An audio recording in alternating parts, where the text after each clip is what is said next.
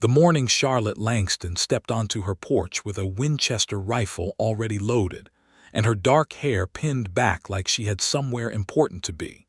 She had no idea that the man riding hard toward her farm from the eastern ridge would turn out to be the most consequential arrival of her entire life. She had been up since 4 in the morning. The sky over the Texas Panhandle was still that deep, bruised purple that came before the sun bothered to show itself, and she had already fed the horses, checked the fence line along the south pasture, and brewed a pot of coffee so strong it could have stripped paint from a barn door.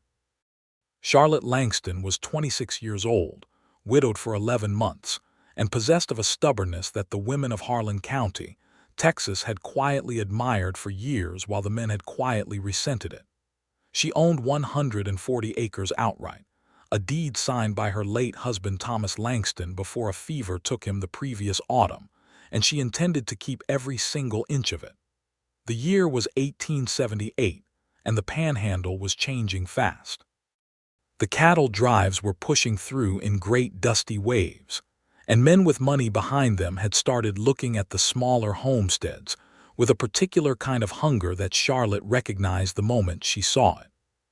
She had seen it in the eyes of Harold Greer, the land agent who had come by twice in the last month with offers that got less polite each time. She had seen it in the eyes of the two men who had ridden past her fence line 3 nights ago and stopped to stare at her house longer than any honest traveler would. She had started sleeping with the rifle beside the bed after that. So when the rider appeared on the ridge at 6:30, coming fast enough to kick up a trail of red dust behind him, Charlotte did not go back inside. She stood on the porch and raised the Winchester to a resting position across her forearm, not aimed but ready, and she watched him come. He pulled up short of the fence gate with his horse lathered and blowing. He was a tall man, broad through the shoulders, wearing a canvas duster the color of old wheat and a battered hat that had clearly survived several seasons of hard weather. His horse was a good one, a dark bay with strong legs, and the man sat it well even after what must have been a hard ride. He held his hands out slightly from his body when he saw the rifle, a gesture that was deliberately visible. "Miss Langston," he called out, and his voice was low and even, the kind of voice that did not easily get ahead of itself. "My name is Clayton Keller. I ride for the Triple Fork spread north of Mineral Wells. I need you to hear something, and I need you to hear it fast." "I am listening," Charlotte said, not moving the rifle. "But I am also watching, Mr. Keller, so choose your words with care." He nodded, and even from 20 yards she could see that he was not offended by that. He looked like a man who expected people to be careful around strangers and respected it.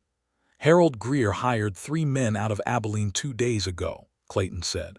"I heard it from a man I trust. Those men are riding for this farm today. Not to talk, Miss Langston, to make a statement.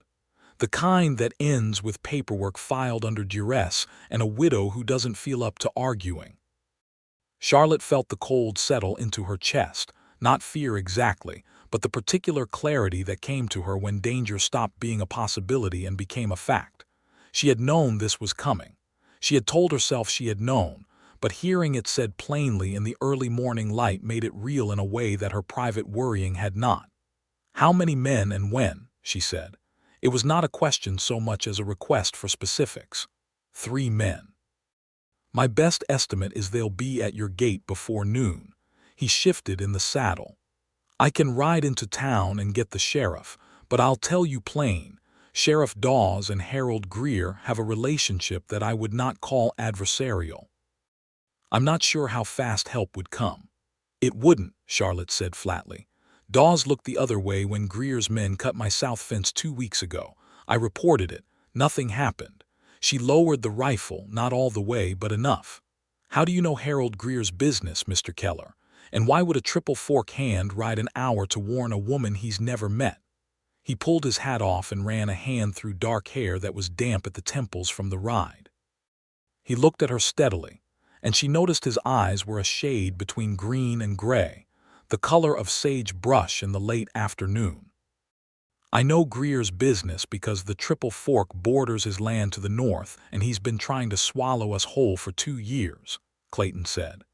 My employer, Mr. Hadley, refuses to sell. So does the Mercer family to the west. You're the last independent holding in this stretch that Greer wants, and if he takes your land, he controls the water access to the whole valley. Mr. Hadley figured warning you was the neighborly thing to do, and since I was the one who heard the news, I was the one who rode. Charlotte studied him for a long moment. The sun was coming up behind her, and it lit the dust around his horse in a warm gold, and she thought, irrelevantly, that he sat his horse like a man who had grown up on one, like it was as natural as standing.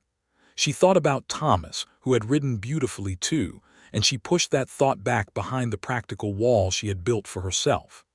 Come inside, she said. I have coffee and I have a plan, and I could use a second opinion on it. He tied his horse at the post and came up the porch steps with his hat in his hand, and she noticed he wiped his boots on the rough mat at the door without being asked.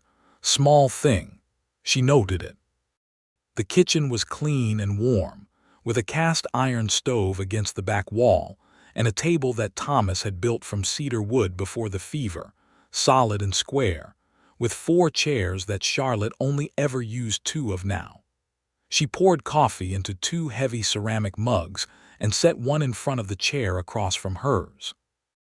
Clayton Keller sat down and wrapped both hands around the mug and looked around the kitchen with the steady eyes of a man taking inventory, not in a calculating way, but in the way of someone who was genuinely curious about the people who lived in a space. You said you have a plan, he said. I do. Charlotte sat down and put her hands flat on the table. I wrote to a lawyer in Amarillo 3 weeks ago when I started to understand what Greer was doing. His name is Franklin Webb, and he is coming on the Thursday stage, which is tomorrow. I have every deed, every land survey, every water rights document that Thomas ever filed, and I have them all organized in a tin box under this floor. Greer cannot legally take this land, and I know it, but a man like him does not always work through legal channels. No, Clayton agreed. He does not. So my plan, Charlotte continued, is to make it clear to whoever he sends today that this property is defended and that any action taken against it will be witnessed and documented. I sent a letter to the Amarillo Weekly Gazette yesterday morning, care of the editor, explaining the situation and naming Harold Greer specifically. I have a neighbor woman, Ruth Alderman, who agreed to ride in from 2 miles east if I fire 1 warning shot. And I have that rifle. Clayton Keller looked at her across the table for a moment, and the expression on his face was something she could not quite categorize. It was not surprise exactly, and it was not the condescending approval she sometimes got from men who expected women to be helpless and were mildly impressed when they were not. It was something more like recognition, the look of someone who had met an equal in an unexpected place. That is a very good plan, he said quietly. I know it is, she said, but 3 men against 1 woman, even a woman with a plan, is not comfortable odds, and if Greer is willing to go this far, I am not certain 1 warning shot and Ruth Alderman's presence will be enough to make them turn around. She paused. You rode here to warn me. Does that mean you are prepared to stay? He looked at her steadily. Yes, he said, that is why I brought my rifle. She had not noticed it, propped just inside the door where he had set it when he came in. A good rifle, a man who thought ahead. Then we have until noon, Charlotte said, and there is work to do. They spent the next 2 hours in motion, and Charlotte found, to her own mild surprise, that Clayton Keller was the kind of man who could work alongside a person without getting in the way. He helped her move 2 of the horses to the back pasture where they would be out of sight and harm, carried 3 fence posts into position at the gate without being asked, and nailed a loose board on the side of the barn that had been flapping since October. He did not offer commentary on how she ran the property. He did not suggest improvements. He simply saw what needed doing and did it, and Charlotte, who had spent 11 months doing everything alone, felt the specific relief of that in a place she had not known was tired.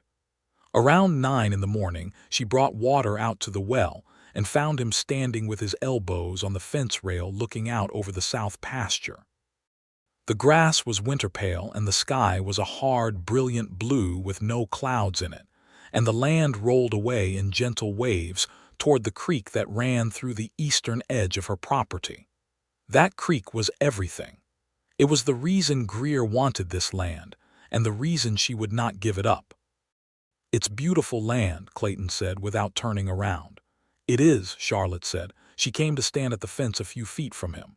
"Thomas chose it well. He had an eye for land, said the creek would never run dry because it came down from the caprock and the stone kept the water table steady. He was right. Even in the dry summer it ran." "You miss him," Clayton said. It was a simple statement, not a probe, and she appreciated that. "Every day," she said. "But I do not intend to let grief make me weak or careless. He left me this land because he trusted me to hold it. I intend to honor that." Clayton turned to look at her then, and the morning light was full on his face, and she saw that he was perhaps a year or two older than her, 28, maybe 29, with weathered skin from years outside, and a jaw that was strong and clean-shaved this morning, though she could tell he had done it in a hurry because there was a small nick below his left ear. He looked at her for a moment as though he was deciding whether to say something, and then he said it. "I lost my father's ranch in New Mexico 3 years ago," he said. "Bank called in the note after a bad winter, and there was nothing I could do. I had to stand there and watch men walk through what my father built and put tags on the furniture."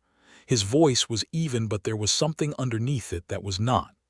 "I rode north after that, took work where I could find it.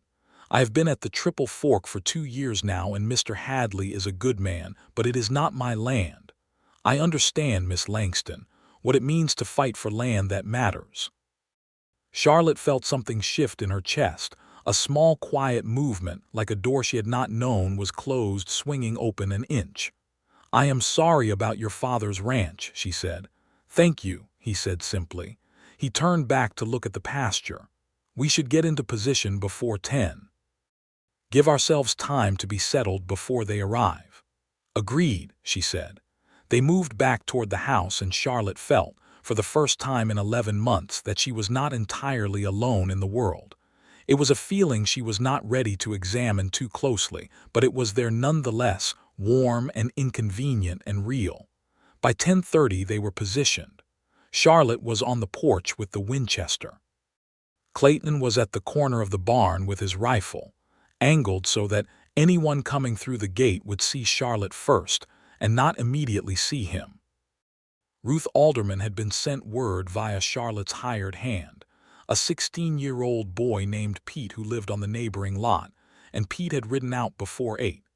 Everything was in its place. The men came at 11:15. There were 3 of them, as Clayton had said, riding in a loose cluster that spread out as they approached the gate, an arrangement that was meant to look casual and was not. The man in front was heavyset, with a red bandana around his neck and small eyes that swept the property with professional calculation. Charlotte recognized the type.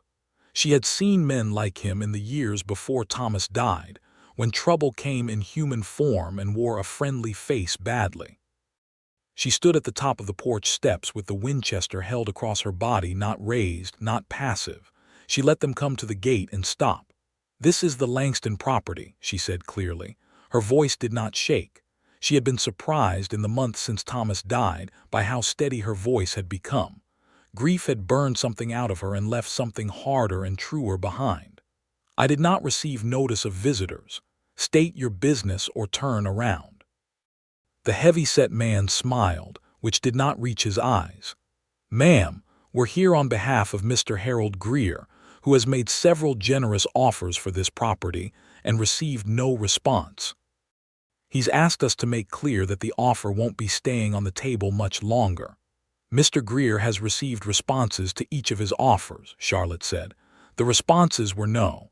That is a complete sentence and requires no additional discussion." The man on the left shifted his horse sideways, spreading the gap between the 3 of them. Charlotte saw it. She did not let her eyes follow the movement, which was what they wanted. "Ma'am, the heavyset man said, dropping some of the smile. "I think you might want to reconsider. A woman alone on a piece of land this size is a lot to manage. A lot can go wrong." "It is a great deal to manage," Charlotte agreed pleasantly. "Which is why I am glad I am not alone today." From the corner of the barn, Clayton Keller stepped into view. He said nothing. He simply stood with his rifle at the ready and looked at the three men with the calm, unhurried expression of someone who had no particular objection to how the next 5 minutes went. The three men looked at Clayton. Then they looked back at Charlotte. The calculation behind their eyes shifted. "My friend to the right is Mr. Clayton Keller, who rides for the Triple Fork and who will be happy to ride into Amarillo to give a sworn statement regarding this visit and the threats just made on this property," Charlotte said. "I have already written to the Amarillo Weekly Gazette, naming Harold Greer and explaining his methods.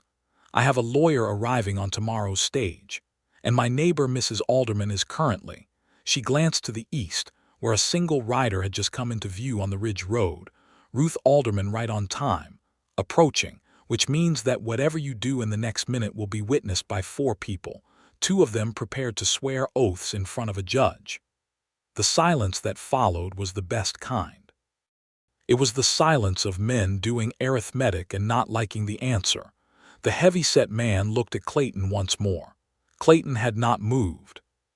His hands were steady on the rifle, and his expression was the particular blank patience of a man who had been patient before and had no objection to being patient again. "This isn't finished," the heavy-set man said to Charlotte. "No," she agreed. "It is not, but it is finished for today. Ride back to Harold Greer and tell him that Charlotte Langston is still here. The land is still hers, and the next visit of this kind will be reported to every newspaper between Amarillo and Dallas." She paused. "Good morning, gentlemen." They turned their horses and rode back the way they had come, not fast enough to look like they were running, but not slow enough to look like they were comfortable, and Charlotte watched them until they were over the ridge and out of sight. Then she let out one long, slow breath that she had been holding for approximately 40 minutes. Clayton walked across the yard toward the porch. Ruth Alderman came through the gate on her horse, a short and solid woman of 50 with gray-streaked hair and a shotgun across her saddle.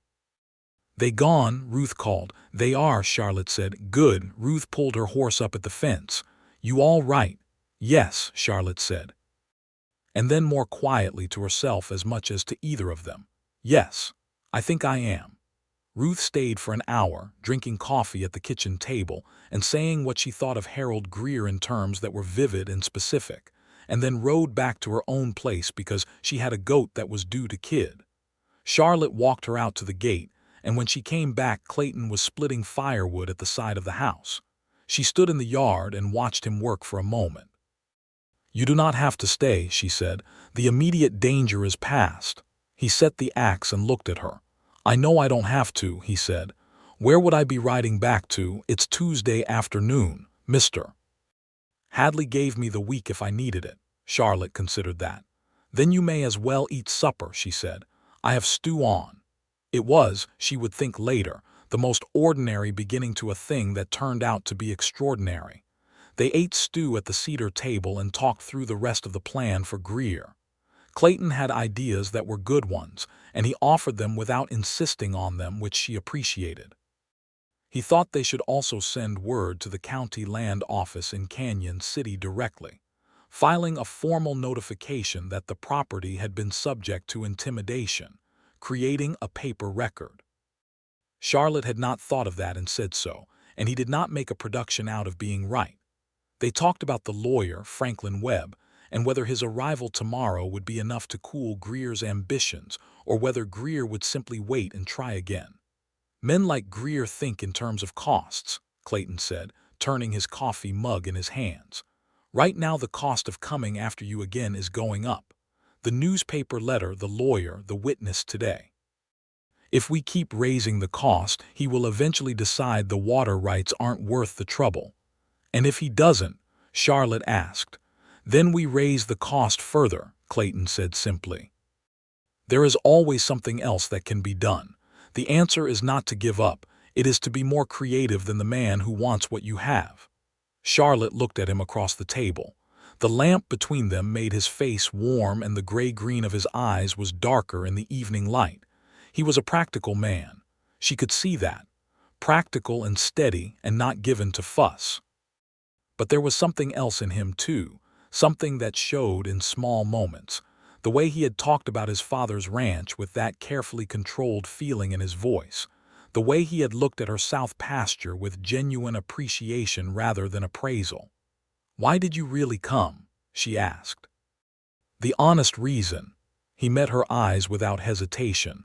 "I told you the honest reason. Mr. Hadley asked me to. You could have sent Pete with a message. You rode yourself fast early in the morning." She paused. "I am not accusing you of anything. I am asking." A silence fell, and in it the stove ticked and the wind moved against the window glass, and Clayton Keller looked at Charlotte Langston across a cedar table in the lamplight, and she thought she saw something in his face that was working toward honesty from a more complicated direction than men usually traveled. "I had heard of you," he said at last. "Not personally. Around the county. There is a woman at Mineral Wells who runs her own farm and has not sold it and has kept it going alone since her husband died and has not broken under any of it. People talk about that. People admire it whether they say so or not." He turned the coffee mug in his hands again. "I wanted to see for myself, I suppose, what kind of woman that was." "And?" Charlotte asked quietly. The corner of his mouth moved, not quite a smile but close. "You had the rifle before I could say 3 words," he said. "You had a plan I could not have improved on. You stood on that porch without flinching when 3 armed men rode up." He paused. "That's the kind of woman I thought you were." "I was frightened," Charlotte said, because she believed in accuracy. "My hands were not shaking only because I was holding something." "Being frightened and holding your ground anyway is courage," Clayton said. "It is the only kind of courage that counts." She looked at him for a long moment, and then she said, "You can sleep in the barn tonight. The hay is clean and there are blankets in the chest by the door. I will not have you riding in the dark on a tired horse." "That is very kind," he said. "It is practical," she said, "but yes, also kind." He smiled then fully, and it changed his face in a way she found herself wanting to see again. He slept in the barn and Charlotte lay in the bed she had once shared with Thomas, and looked at the ceiling and thought about things she was not ready to think about, and then thought about them anyway, because she had never been very successful at avoiding her own mind. She was not foolish enough to think she knew Clayton Keller after one morning and one evening. She was, however, honest enough to admit that something about him fit against her life in a way that was noticeable, like a door that swings smoothly on good hinges and makes you realize how long you had been listening to squeaking. She slept eventually, and woke to find that she had slept all the way through to 6, which had not happened in months. Franklin Webb arrived on the Thursday stage as promised, a small, precise man of perhaps 50 with wire-rimmed spectacles and a brown leather satchel that he treated with more care than he gave to anything else, which told Charlotte that it was full of important papers. She met him at the stage stop in Harlan Crossing, which was the nearest town, 8 miles south, and Clayton drove her in the wagon because she had asked him to stay another day, and he had said yes without making her ask twice. The meeting with Franklin Webb took place in the back room of the Harlan Crossing Hotel, which doubled as an informal law office when visiting legal men required a space. Charlotte spread Thomas's papers on the table and Webb went through them with careful, methodical precision, making notes in a small book, and at the end of an hour he looked up at her over his spectacles. "Your title is clear and uncontested," he said. "The water rights are explicitly included in the original filing and have been continuously maintained. Harold Greer has no legal basis for any claim on this property. If he attempts to pursue one, I will bury him in paperwork from here to the state capitol, and I will enjoy doing so." Charlotte felt a wave of something that was not quite relief because she had been fairly certain the papers were in order, but was more like vindication, the particular satisfaction of knowing that what you believed to be true actually was. "What about the intimidation?" Clayton asked. He was sitting to Charlotte's left at the table, and he asked the question in the easy, natural way of someone who was invested in the outcome. Webb looked at him over the spectacles. "And you are Clayton Keller." "I witnessed 3 men hired by Greer threaten Miss Langston on her own property Tuesday morning." Webb wrote the name in his book. "A sworn statement from you, combined with my letter to Greer making clear that any further interference will be met with legal action, including a formal complaint to the county sheriff, and if necessary, the state land office, should be sufficient to end his interest in this property." He paused. "Men like Greer are bold when they think no one is watching, and very timid the moment someone credible pushes back. I have seen it many times." They had dinner at the hotel, the 3 of them, and Webb was good company in a dry, scholarly way, telling stories about land disputes he had handled across the territory that were occasionally funny and occasionally alarming. And Charlotte ate roast chicken and listened, and felt the great loosening tension in her shoulders that she had not even fully registered until it began to ease. Walking back to the wagon in the evening, the main street of Harlan crossing lit by the lamplight spilling from the saloon and the general store, Clayton walked beside her with his hat in his hand because the air was warm for November, and Charlotte could hear music from somewhere, someone playing a fiddle, the sound drifting loose and sweet into the dusk. "It's going to be all right," he said, not trying to convince her, just saying it, like a man who had thought it through and reached a conclusion. "I know," she said. And she did know. She had known since Tuesday morning in a deep, stubborn way, but knowing it now felt different, lighter.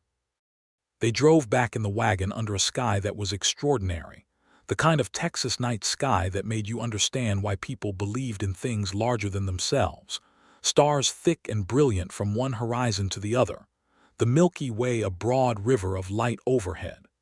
Charlotte sat beside Clayton on the wagon bench, and the horses moved at an easy pace, and neither of them said much, because the night did not require conversation, and both of them seemed to know it. At one point, the wagon hit a rough patch of road and Charlotte's shoulder bumped against Clayton's, and neither of them moved away. She was aware of the warmth of him, the solidity, the particular presence of a person who occupied space in an untroubled way. She had forgotten what it felt like to sit beside someone and feel less alone rather than more. "Do you ever think about having land of your own again?" she asked eventually. He was quiet for a moment. The horse's hooves made a steady rhythm on the packed earth. "Sometimes," he said. "I think about it differently than I used to. When I lost the ranch in New Mexico, I thought about it with a lot of anger for a while. Now I think about it with more." He paused, searching. "Patience, I suppose. Like it might happen or it might not, but either way I am going to be all right." "That is a hard thing to learn," Charlotte said. "It is," he agreed. "You learn it the hard way or not at all." She looked at his profile in the starlight, the strong line of jaw and the hat he had put back on, the quiet competence in the way he held the reins. She thought that this was a man who had been through something and come out on the other side of it without hardening all the way through. That was, in her experience, not common. They reached the farm and he brought the wagon to the barn, and she stood in the yard while he unhitched the horses, and she said, "I would like it if you stayed another day." He came out of the barn and stood in the yard with her, and the starlight was very bright, and he looked at her without any performance in his face, just directly and clearly. "I would like that too," he said. She went inside and he went to the barn, and she stood in her bedroom for a long moment looking at nothing in particular, and then she smiled, which surprised her a little. The next morning, Friday, Franklin Webb sent a formal letter to Harold Greer by express rider. Charlotte knew this because Webb had told her he would, and had read her the letter word for word in the hotel back room. By Saturday afternoon she received, through the same channels, a written response from Greer stating that he was withdrawing his interest in the Langston property. She read it twice standing at the kitchen table, and then she put it in the tin box with the other papers, and she went out to the yard where Clayton was repairing the latch on the barn door, and she told him. He stopped working. He looked at her. He said, "That's it then." "That's it," she said. The look on his face was the particular warm, quiet expression she had already started to recognize as the one he wore when he was genuinely pleased, but was not given to excess about it. She found she liked that about him. She found she liked many things about him. He stayed through Saturday, and on Saturday evening they sat on the porch in the cooling air, and she brought out the bottle of whiskey she kept for occasions and poured 2 small glasses, and they drank quietly and watched the last of the light leave the sky. "You should probably ride back to the Triple Fork tomorrow," she said. "I should," he agreed. A pause. "Mr. Hadley must be wondering where you are," she said. "He's a patient man," Clayton said. Another pause. The first star appeared, low and bright in the west. "I do not know how to do this," Charlotte said. She said it plainly, without embarrassment, because she had decided some time in the last 24 hours that being plain with this man was easier and better than any alternative.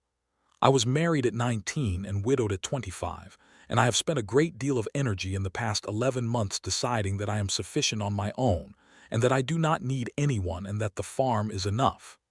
"And," Clayton said, "and I still believe I am sufficient on my own," she said. "But I have noticed this week that sufficient is not the same as content." She paused. "I am telling you this because I think you are a man who appreciates directness, and because I think if I am not direct about it, I will spend the next month being very stubborn and pretending I am not thinking about it." He turned to look at her and she turned to look at him, and in the violet dusk his eyes were very clear. "I told Mr. Hadley when I left that I might be gone a week," he said. "I did not tell him why. I told myself I didn't know why." He turned the whiskey glass in his hands. "I think I knew a little bit why." "Clayton," she said. "Charlotte," he said, and the way he said her name was different from the careful, formal way he had said it Tuesday morning across the fence. Quieter, more his own. "Come back," she said. "After you've reported back to Mr. Hadley and made sure you haven't left him in a difficult position. Come back on Wednesday or Thursday." "I will," he said. And then more quietly, "Will you save me some of that coffee, the strong kind?" She laughed. It surprised her, the laugh, the full, unreserved naturalness of it, and she saw it surprise him too in the best possible way, like something he had been hoping for and was delighted to actually receive. "I will save you the coffee," she said. "Go home, Clayton." He rode out Sunday morning with his canvas duster, and his battered hat, and his good bay horse, and Charlotte stood at the gate and watched him go, and did not feel the lonely specific weight she had grown accustomed to feeling when she was alone on this property. She felt instead a forward-leaning anticipation that was entirely new and entirely welcome. He came back Wednesday. He came back with his saddlebags packed fuller than before, which she noticed and did not mention, and with a small paper-wrapped parcel that he put on the kitchen table before he had even taken his hat off. "What is that?" she asked. "Seeds," he said. "Winter wheat, early planting kind. I thought if you were going to work the north field in spring you might want a good variety to start with. The man at the feed store in Mineral Wells says this strain does well in the Panhandle clay." She stood looking at the parcel for a moment, and she felt that quiet door-swinging feeling again, more pronounced this time. "Thank you," she said. "You are welcome," he said, and he hung his hat on the peg by the door as if he had been doing it for years, and she went to pour the coffee she had kept strong on purpose, and the morning opened around them warm and full of possibility. The weeks that followed were not dramatic. They were, in fact, the ordinary detailed work of two people who are very carefully finding out whether what they feel for each other is real enough to bear weight. Clayton rode over from the Triple Fork on Wednesday mornings and stayed through Friday afternoons, working the farm alongside Charlotte, taking meals at the cedar table, sitting on the porch in the evenings. They talked for hours, in the way of people who have been starved for real conversation and have finally found someone worth having it with. She learned that he was 28, that he had been born in Santa Fe, that his mother had died when he was 12, and his father had raised him on the ranch in the high desert of New Mexico with a combination of hard work and books, which was an unusual combination, but one that had apparently served Clayton well. He had read more than she expected. He had opinions about things. He could argue a point without anger and listen to the other side without closing himself off, which in Charlotte's experience was rarer in a man than it should have been. He learned that she had grown up in East Texas, that her father had been a preacher and her mother a teacher, that she had learned to shoot at 14 from an uncle who had decided the skill was not gender-specific, that she had a talent for mental arithmetic that had surprised more than one man who had tried to cheat her at the grain merchant and been firmly corrected, and that she had a habit of reading very late at night, sometimes past midnight, by the small lamp beside her bed, and that the books she loved best were the ones that had something true and difficult in them. He brought her a book in November. She did not expect it. It was a copy of Washington Irving's sketchbook, which she had mentioned once in passing as something she had read in her mother's house as a girl and never owned herself.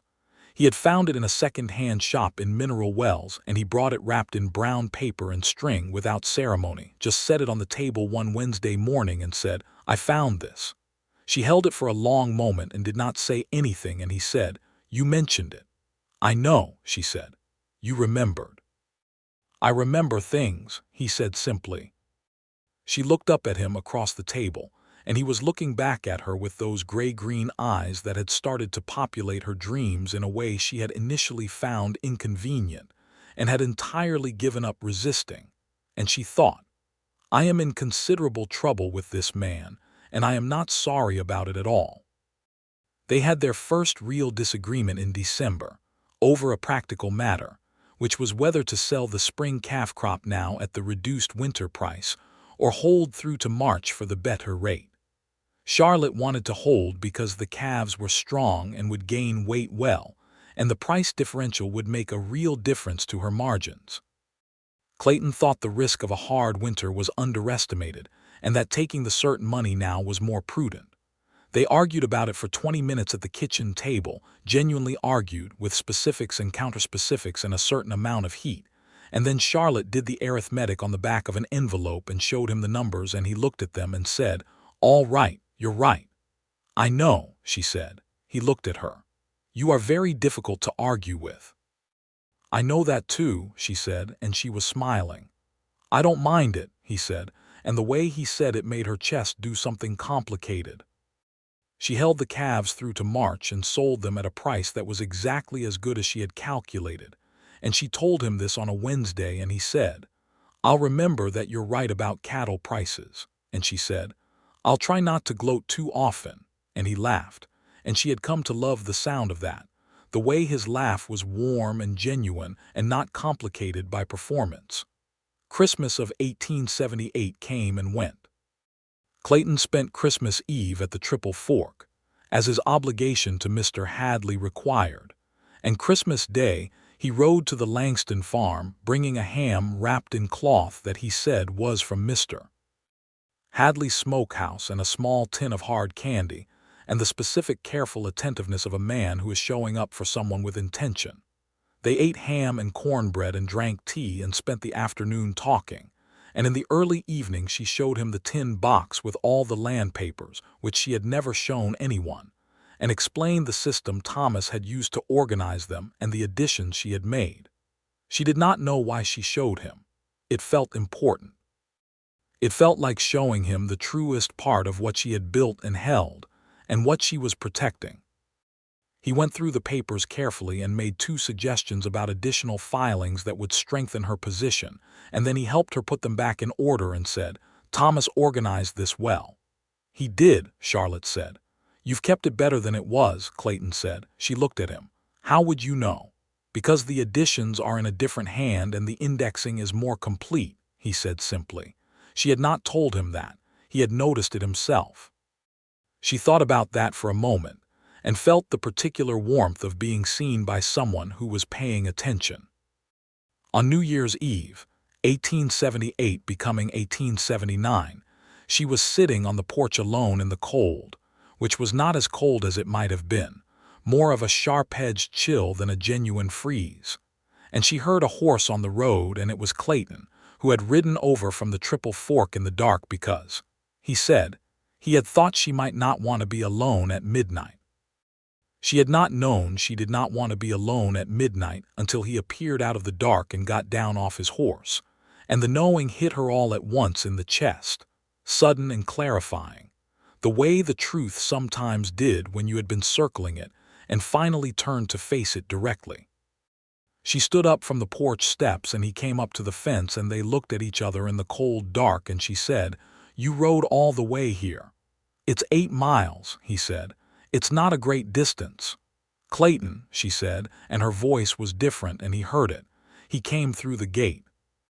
He stood in front of her on the porch with the cold, bright stars overhead and the dark land all around them, and she looked up at him because he was taller than her by half a head, and she said, "I have been trying to be very sensible about this."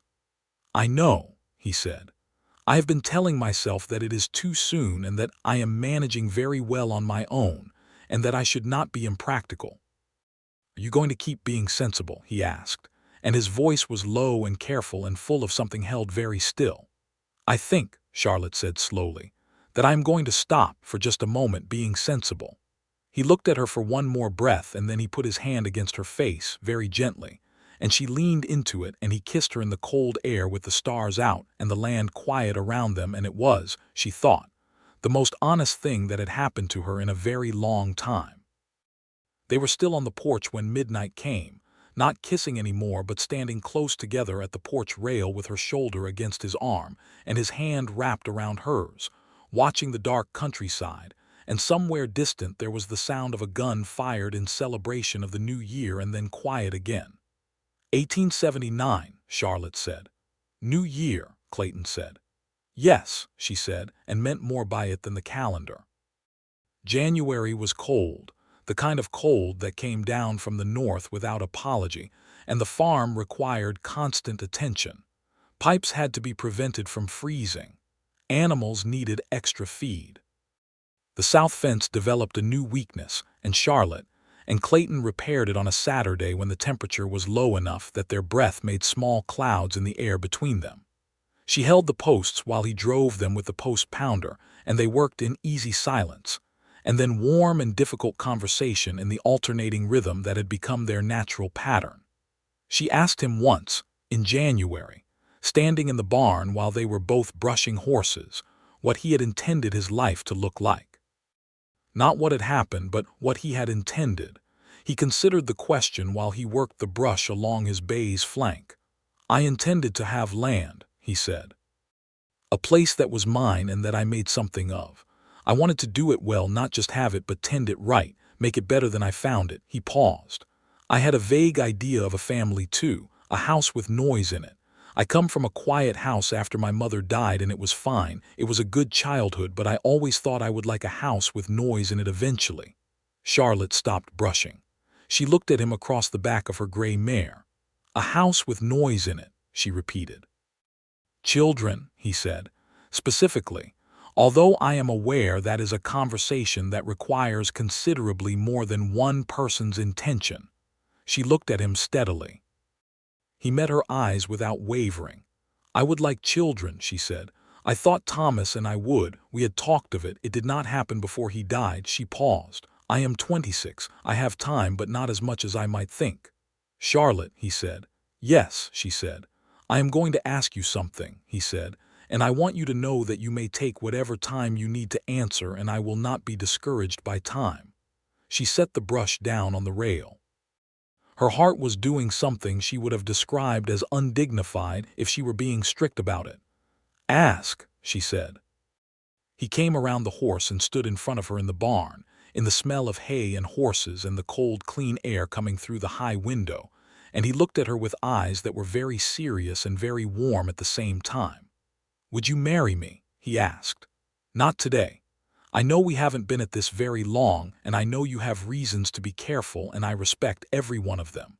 But I would like to know whether it is possible, whether I should plan my life with that as the direction." She stood in the barn and looked at this man who had ridden hard to warn her when he did not have to, who had stood at the corner of her barn with a rifle without being asked, who remembered what books she had loved as a girl, and brought her seeds for the north field and came 8 miles in the cold because he thought she might not want to be alone at midnight, and she thought about what sensible looked like and what it cost. "Ask me again in April," she said, "and the answer will be yes."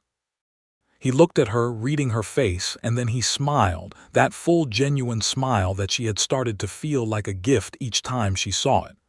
"April," he said. "April," she confirmed.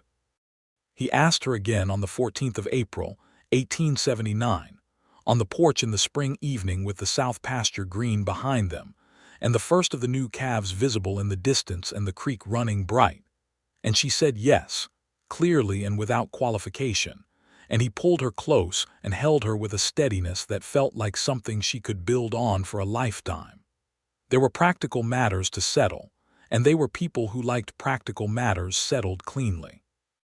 Clayton spoke to Mr. Hadley, who shook his hand, and said he was sorry to lose him and glad for him in the same breath, which was the kind of thing a good employer said and meant. Charlotte wrote to her mother in East Texas, a letter that was honest about what she felt and about Clayton's character and about her own certainty, and her mother wrote back a letter that made Charlotte sit down at the kitchen table for a long moment with her hand over her eyes. Her mother wrote, "Your father and I worried after Thomas that you would make yourself an island. I am very glad you did not." Charlotte put the letter in the tin box with the land papers. They were married in June of 1879 in the Harlan Crossing Church, a small ceremony with Ruth Alderman as witness and Mr. Hadley standing up for Clayton and Pete the farm hand looking extremely uncomfortable in his one good shirt in the front pew. Franklin Webb attended because he had been invited and had ridden 3 hours from Amarillo to be there.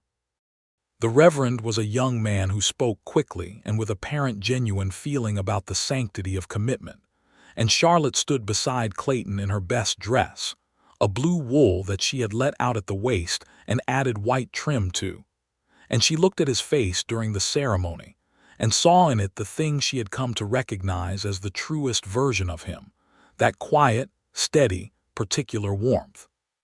He said his vows in that low, even voice of his, without stumbling or rushing, and she said hers back with the full force of what she meant. And when it was finished and the Reverend said they were married, she felt the deep, clean rightness of it settle through her like the first warm day after a long winter. Ruth Alderman cried and pretended she had dust in her eyes. Mr. Hadley clapped Clayton on the shoulder hard enough to stagger him. Pete immediately knocked over a candle holder and caught it before it hit the floor and looked mortified. They had a wedding supper at the farm, which Charlotte and Ruth had prepared, with 2 chickens roasted and cornbread and 3 kinds of preserves and a dried apple cake that had taken Charlotte most of the previous day to produce. They sat around the cedar table, the 6 of them, and the house was full of noise and candlelight and the good, comfortable smell of a meal shared by people who liked each other. After everyone had gone and the house was quiet, she stood at the kitchen window washing the last of the plates, and Clayton came up behind her and put his hands on her shoulders and rested his chin against the top of her head, and they stood like that looking out the dark window at the night pasture. "Full house," he said. "It was," she agreed. "I liked it." "So did I." He took the plate from her hands and set it on the board and turned her around and looked at her face in the lamplight. "Mrs. Keller," he said. "Charlotte Langston Keller," she said. "I am keeping both." "I would expect nothing less," he said. She laughed and he kissed her, and the lamp burned low, and the stars came out over the panhandle, and the farm settled into the quiet sounds of a summer night. Clayton moved his belongings to the Langston farm, which required 2 trips by wagon, a fact that made the actual smallness of his possessions feel somewhat comic, though the books were numerous enough to fill a trunk on their own, and Charlotte made room on the shelves Thomas had built along the study wall, and watching Clayton's books go onto those shelves alongside hers, she felt again that particular rightness. He proved, in the daily work of being someone's husband, to be exactly the man she had taken him for. He did not have the habit that some men had of assuming authority over things they had not previously been responsible for. He learned the rhythms of the farm by watching and asking, and he contributed to them rather than trying to redirect them. He was good with the horses in a way that went beyond competence, a genuine patience with them that they seemed to recognize and respond to. He got the fence on the south pasture to a standard it had not been at since the year Thomas had first put it in. He also cooked, which surprised her. His father had insisted on it, Clayton explained, on the grounds that a man who couldn't feed himself was a man with a liability. He made a beef stew that was better than Charlotte's own, which she acknowledged fairly, and he made sourdough bread that was excellent, and she found great pleasure in coming in from the pasture on cold evenings to find the kitchen warm and smelling of bread and Clayton at the stove looking entirely comfortable. He had opinions about everything, it turned out, which she had known but continued to discover new dimensions of. He had opinions about cattle breeding and crop rotation, and the political situation in Washington, and the relative merits of different saddle designs, and the quality of the writing in the books they both read. Charlotte had opinions about all of these things too, and they spent a great many evenings talking across the cedar table until the lamp oil burned low, two people with active minds who had each found someone worth arguing with. He was kind to her in ways that were quiet. He noticed when she was tired before she said so, and took the next task without comment. He remembered small preferences, that she liked the window left cracked at night even in the cold, that she took her coffee without sugar, that she did not like to be talked to for the first half hour after she woke in the morning.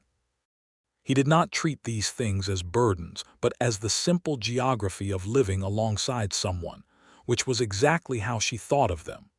She recognized with some wonder, happy. Not the muted, managing happiness of the year after Thomas died, which had been more a determination to be all right than an actual feeling. This was the real thing, particular and daily, and grounded in the specific person, who was now her husband, and the specific life they were making together on this 140 acres of panhandle clay. There was a morning in September 1879 when she stood at the kitchen window watching Clayton come up from the barn in the early light with the particular easy stride she had come to know as well as her own heartbeat, and she thought, "I did not plan on this. I did not plan on him, and I cannot imagine having missed it." She told him so that evening on the porch. He was quiet for a moment, looking out at the darkening pasture, and then he said, "I think about the fact that I almost didn't ride over that Tuesday morning." "What do you mean?" she asked. "Hadley said someone should warn the Langston woman. I was the one who'd heard it. But I was also in the middle of fixing a busted water pump, and I thought for about 30 seconds about sending Pete with a message instead." He paused. "I don't know why I decided to go myself. Just seemed like the right thing." "I am very glad," Charlotte said, "that you have good instincts about the right thing." He took her hand on the porch rail and held it, and they sat in the warm September dark, and the stars came out one by one the way they always did over the panhandle, unhurried and certain. In the autumn of 1879, Charlotte understood she was expecting a child. She told Clayton on a Thursday morning before breakfast, sitting at the cedar table with her hands folded in front of her and her eyes very direct, and she watched his face go through a rapid sequence of expressions that ended on something she could only describe as the most purely glad she had ever seen anyone look. He came around the table and knelt beside her chair, which was so unlike his usual economy of gesture that it struck her with full force, and he took her hands and held them and looked at her with those gray-green eyes luminous with something very simple and very large. "Are you all right?" he asked. "How are you feeling?" "I feel perfectly well," she said. "I have been sick in the mornings for 2 weeks, but I managed to hide it from you." "Charlotte," he said. "I know," she said. "I should have told you. I wanted to be certain." "You could have told me the moment you suspected," he said. "Whatever it was." "I know," she said. "I will remember that for the next time." He laughed at that, a sound full of everything he was feeling, and he pressed his lips to her knuckles and then stood and pulled her to her feet and held her carefully, as though she had become suddenly and wonderfully precious. "You don't have to hold me like I'm made of china," she said against his shoulder. "I am the same person I was yesterday. "I know," he said. "I just want to," she let him. It was not, she admitted privately, unpleasant to be held that way. The winter of 1879 going into 1880 was a working winter. The farm required what farms always required, and Charlotte was not a person who stood aside from the work of her own land. Clayton was careful about what he asked her to do as her pregnancy became more visible, which she balanced with a certain firmness about her own assessment of what she was capable of. They navigated this with some discussion and only one actual argument, which ended with Clayton saying, "I'm not trying to limit you. I'm trying to make sure you are here in the spring." And Charlotte sitting with that for a moment and then saying, "That is a fair point and I accept it." Ruth Alderman came every 2 weeks through the winter, sitting with Charlotte in the kitchen and talking the practical talk of a woman who had borne 4 children and considered herself an expert, which she was. Ruth had views on everything from diet to sleep positions to the management of back pain that she delivered with the confident authority of lived experience. And Charlotte, who was not disposed to take instructions from most people, found Ruth's particular brand of bossy warmth to be entirely welcome. Clayton sat in on some of these conversations, listening seriously, asking questions that Ruth found commendably sensible, and Charlotte would catch him in profile in the lamplight with that studious, attentive expression he wore when he was learning something he cared about, and she felt such a specific love for him in those moments. The way he was attending to this, the way he attended to everything that mattered to him, with his full capability, and without any sense that it was beneath him. The child was born on the 2nd of March, 1880, in the bedroom that had been Charlotte and Thomas's, and was now Charlotte and Clayton's, with Ruth Alderman serving as midwife and doing so with the competent and slightly imperious manner of a woman who had done this many times and knew what she was about. Clayton was in the house. Ruth had tried to send him to the barn, as was general custom, and he had looked at her with calm politeness and said he would rather stay, and Ruth had looked back at him and apparently decided he was serious and capable of it, and so he stayed. He held Charlotte's hand through the hardest of it, and she did not ask him to or tell him to, he simply did it, and she held on to him and was glad he was there. The child was a boy, large and healthy and extremely annoyed about his circumstances, from the sound of him. Clayton held him with great care for the first time while Charlotte lay back against the pillows and watched, and the look on Clayton's face was something she would carry with her for the rest of her life, that stunned particular tenderness of a person encountering something they had hoped for and had not quite known how to believe in. "He looks like a Keller," Clayton said, which was not something he could actually know yet, but which Charlotte took in the spirit it was offered. "What is his name?" she said. They had talked about names, they had a list. Clayton looked down at the child and then looked at Charlotte. "I think he is a Thomas," Clayton said, "if you would like that." She had not suggested it. She had not wanted to suggest it, not knowing how he would feel about naming a child for a man who had loved his wife before him. But she had thought about it. She looked at Clayton and saw that he had thought about it too, and had arrived at the name freely, with generosity and without complication. "Thomas James Keller," she said. James was Clayton's father's name. She had thought to offer it. "Thomas James Keller," Clayton said, and looked down at the boy, who had stopped objecting to the world and was looking back at his father with the unfocused blue stare of the newly arrived. "Hello, Thomas." The spring of 1880 was busy and full. Thomas James Keller was, in the way of babies, demanding and wonderful in alternating measures, and Charlotte and Clayton managed the farm, and the child with the practical competence of 2 people who did not have the option of being overwhelmed.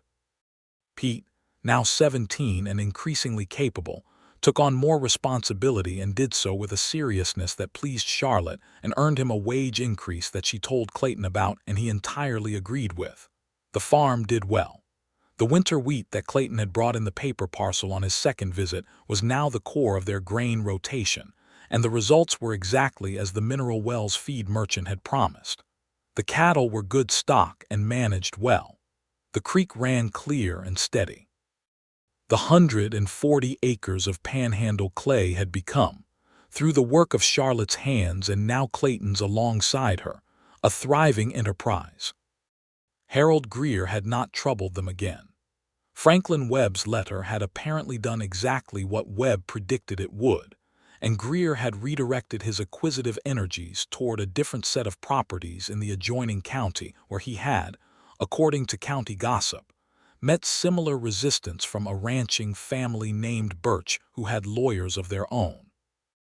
Charlotte followed the news with interest and felt the particular satisfaction of seeing a bully find the world less cooperative than he had imagined it.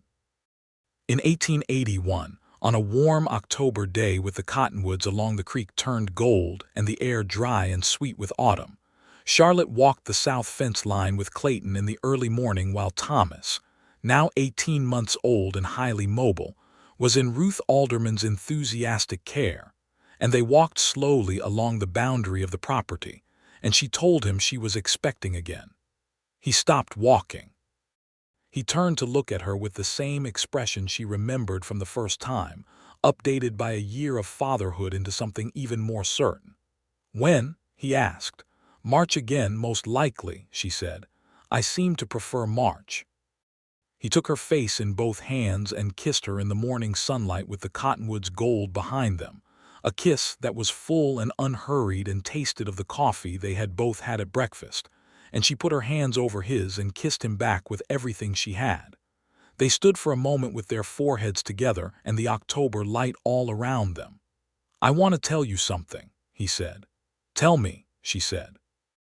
"When I rode over that morning in the fall of 1878, he said, "when I saw you standing on that porch with the rifle, already ready, already prepared, like you had been handling your own world so long and so well that you didn't need anyone, I thought," he paused, choosing words, "I thought that was both the most admirable thing I had ever seen and the most lonely thing.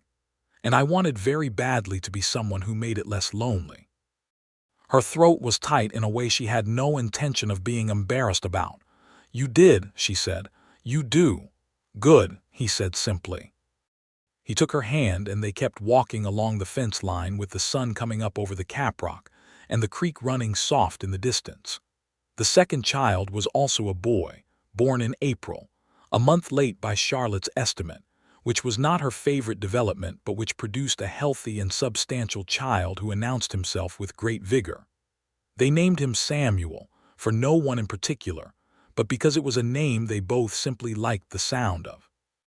Samuel Keller arrived into a house that was already full of noise, which was exactly what Clayton had once told her he wanted, and he received his elder brother's attention with the equanimity of someone who had come into the world already expecting it to be complex. Thomas, at 2 years old, was both fascinated by and deeply suspicious of the new arrival, a dynamic that Charlotte found entirely reasonable, and that Clayton managed with the patient humor that was becoming one of her favorite things about him as a father. He was a good father. She had thought he would be, based on the evidence of who he was, but seeing it in practice was its own particular pleasure.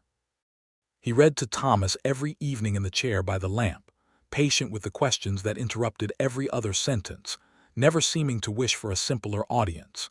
He carried Samuel for hours when the baby was unsettled, walking the porch in the dark without complaint, and she would watch from the bedroom window sometimes and see the two of them out there in the night air, her husband's tall shadow and the small shape of the baby against his shoulder. By 1882, the farm had expanded. They had purchased the adjacent 20 acres from a homesteader who was moving west, which gave them better access to the north end of the creek and allowed for a larger grain rotation. Charlotte handled the purchase negotiations herself, which Clayton had no objection to because Charlotte's head for numbers and her instinct for a fair deal were, as he told Mr. Hadley during a social visit, things to behold. He said it with pride rather than deference, the specific pride of a man who is genuinely glad that his wife is formidable. Harold Greer, it emerged in the spring of 1882, had overextended himself badly in his land acquisition scheme in the adjoining county, borrowed money against properties he had not yet secured, and found himself in a significant legal difficulty that eventually resulted in his being removed from the land agency business entirely. Charlotte read about it in the Amarillo Weekly Gazette, which she had subscribed to since sending them that letter 4 years ago, and she laid the paper on the table at breakfast and said, simply, "Greer is finished." Clayton read the article. He set the paper down. He refilled his coffee. "Good," he said. "Yes," she agreed, and that was all either of them needed to say about it. The spring of 1882 brought a visitor they had not expected. Clayton's younger brother, a young man named William Keller, arrived one morning on a horse with all his possessions in 2 saddlebags, and a letter of introduction from a ranch foreman in New Mexico who said William was capable and willing and looking for work. He was 21, lanky and dark-haired like Clayton, with the same gray-green eyes and a manner that was less settled than Clayton's but that had, Charlotte felt, the same basic goodness underneath the youthful restlessness. Clayton stood in the yard looking at his brother for a moment, and she saw something move through his face that was complicated and private, the specific look of a man who has missed someone for several years and is not sure how to arrive at the reunion without making a thing of it. He made it simple by walking forward and putting his hand on William's shoulder and saying, "You are an idiot for waiting this long," in a voice that was not at all angry. William said, "I know," and the two of them stood there for a moment in the yard, and Charlotte said from the porch, "There is coffee, William. Come inside," and that was that. William proved to be genuinely useful on the farm, which solved the problem of Pete having left the previous autumn to take up homesteading of his own, a development Charlotte had considered right and proper, and had given Pete a small fund to start with, to his considerable surprise. William worked well and willingly, and the dynamic of having 2 Keller men around the place produced a low-level affectionate banter that filled the kitchen in the evenings in the best possible way. Thomas, now 3 years old, decided within 24 hours that Uncle William was the finest person he had ever encountered, a judgment he expressed by following William everywhere and asking questions at a rate that Clayton said was exhausting, and Charlotte said was entirely appropriate. Samuel, at almost 2, was too young to have opinions about uncles but was broadly in favor of anyone who would pick him up, and William obliged. The summer of 1882 was dry but not disastrously so, and the creek held as Thomas Langston had always said it would, steady from the Caprock water table, giving the Keller farm an advantage that their neighbors felt more acutely than they did.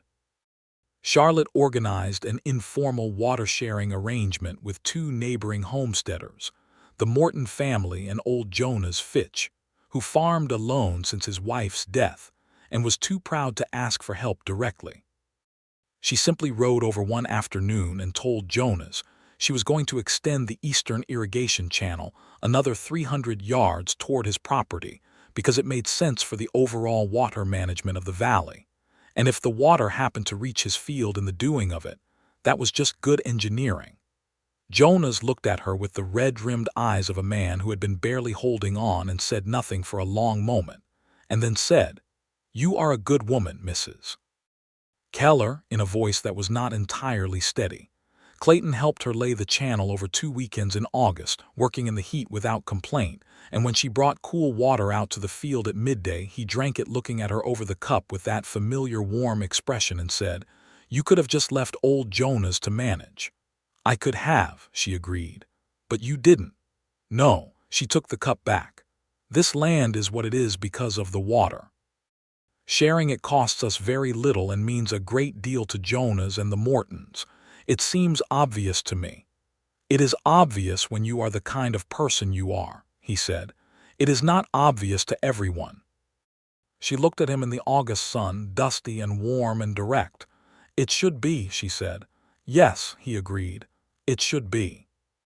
By the end of 1882, with the farm expanded and thriving, 2 healthy sons in the house, William working the property and doing well, and every legal and material threat to her land resolved and long finished, Charlotte Langston Keller sat on the porch one December evening with Clayton beside her and the cold air sharp and clean around them, and thought about the morning 4 years ago when she had stood on this same porch with a rifle and the absolute intention of holding what was hers against whoever came.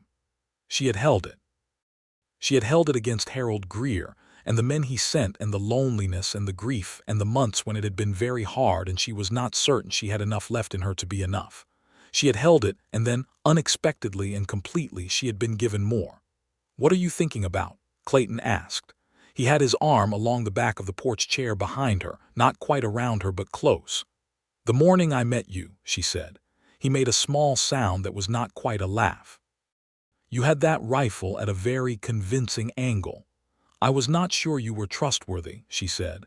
"That is the correct response to a stranger riding fast toward your property," he said.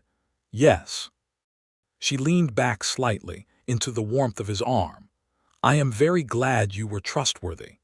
He moved his arm properly around her then, and she settled against his side with the ease of a woman who had come to know this space as well as she knew her own. From inside the house came the sound of William reading to Thomas in an exaggerated voice, doing all the different characters, and Thomas's interrupting questions, and somewhere under both of those sounds, the smaller, softer sounds of Samuel moving around in the parlor where he had learned to walk last month with great determination and had not stopped since. A house with noise in it. That was what Clayton had wanted once, and here it was.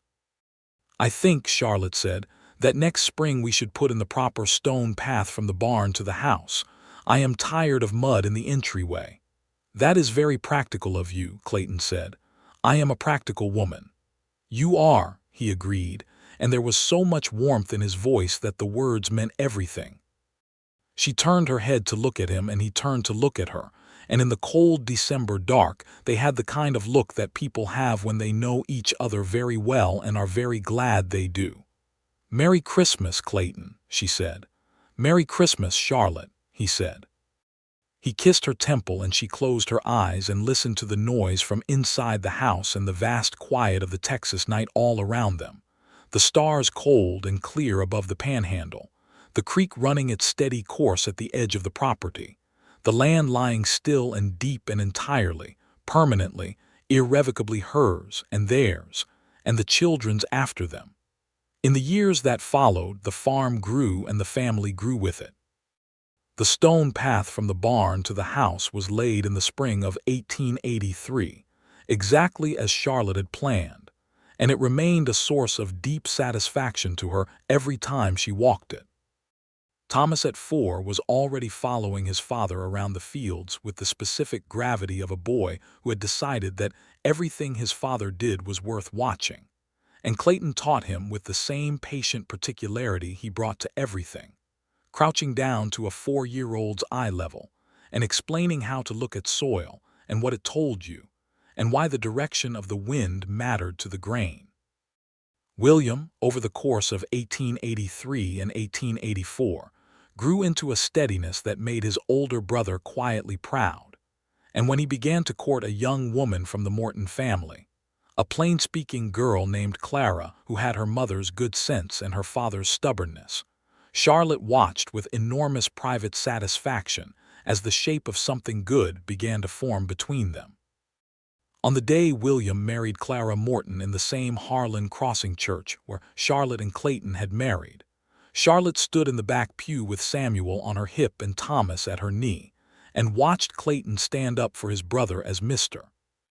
Hadley had once stood up for him, and she thought about all the ways that love makes more of itself when it is given room to, how one good thing leads to another and another, a chain of small and generous decisions that adds up, over time, to a life.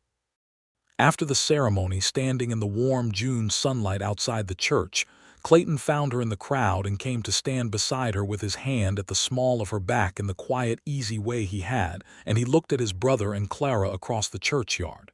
"He's happy," Clayton said. "He is," Charlotte agreed. "Good." He glanced at her. "Are you happy?" She looked at him. He was 40 now, or near enough, and the years had added something to him rather than taking anything away, a settledness, a fullness, the look of a man who had found his place and occupied it completely.